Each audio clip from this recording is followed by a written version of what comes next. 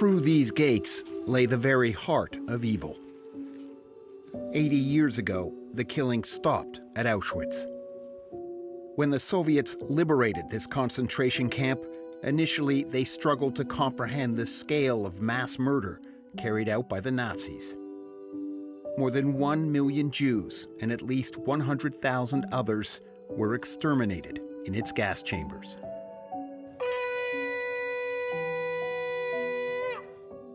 Kings, presidents, and political figures from around the world, including Foreign Minister Penny Wong, came to this site in southern Poland to remember. But it was the voices of those who survived this death camp that were the focus of this ceremony.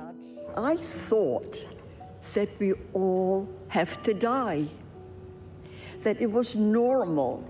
If you're a Jewish child, you have to die. Death, child, Jewish, seemed a normal thought. At that time, we were victims in a moral vacuum. Alex Rivchin was at the ceremony representing the Executive Council of Australian Jewry. For me, this is deeply personal. For every Jew, Auschwitz is the symbol of the ultimate evil, of the attempt to erase our people from the face of the earth.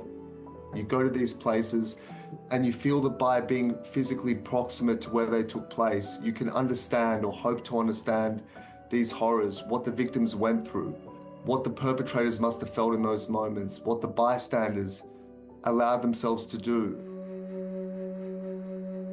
This anniversary is a vital reminder, says Rivchin.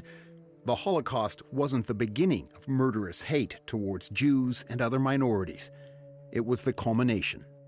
It began with hundreds and hundreds of years of dehumanization of the Jewish people, to the extent that they could be viewed as vermin or animals that could be stuffed into barns and set alight, or crammed into gas chambers and killed with a common pesticide. So we need to spot the signs in our own society, to see again the resurgence of talking about the Jews. The Jews are the ills of society. The Jews are the causes of all wars. That warning was echoed at the Auschwitz ceremony. It grieves me deeply to see in many European countries, but also in Poland, Nazi-style uniforms and slogans openly paraded at marches. It grieves me to see that this is happening without any consequences. So this is your uncle? This is my uncle, Marek Przysuski, who was murdered at Auschwitz. Like so many Jewish families in Europe, Nina Bassett's suffered numerous murders in the war. She was just 2 when her father was rounded up by a Nazi militia in Lviv, now Western Ukraine. My father was picked up from his house and he was never seen again. And we believe that he was killed the following day, his 30th birthday, in a pogrom. That's a photo of my parents, my mother and my father, on their honeymoon in Varna at the Black Sea in 19... Bassett herself barely escaped death when she was marched with her grandmother to a death camp train. Her mother arrived and convinced a soldier to let her go. I saw my mother, and I did what any child of 3 would do. I relinquished my grandmother's hand, ran to my mother, and she picked me up and hugged me. And the soldier, the German soldier who was at the end of the queue, said to my mother, "Is this your child?" And she said, "Yes." And he said, "Take your child and disappear." Her grandmother had to stay in the queue. She never saw her again, or her other grandparents. My grandmother, Haya Vargon, and my grandfather, Moshe Vargon, holding me, and both of them were killed in Treblinka the day they arrived. Bassett survived due to the resourcefulness of her mother.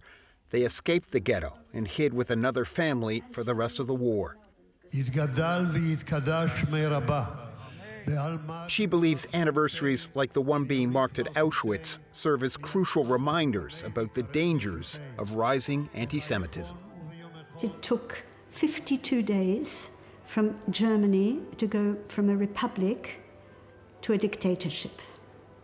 And if that can happen in 52 days, I don't think we have the time to sit back and do nothing about any hatred, whether it's hatred of Jews, whether it's hatred of the other.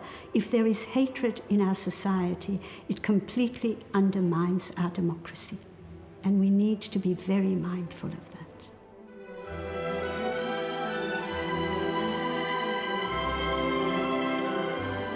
After 80 years, most of those who escaped death at Auschwitz are gone now.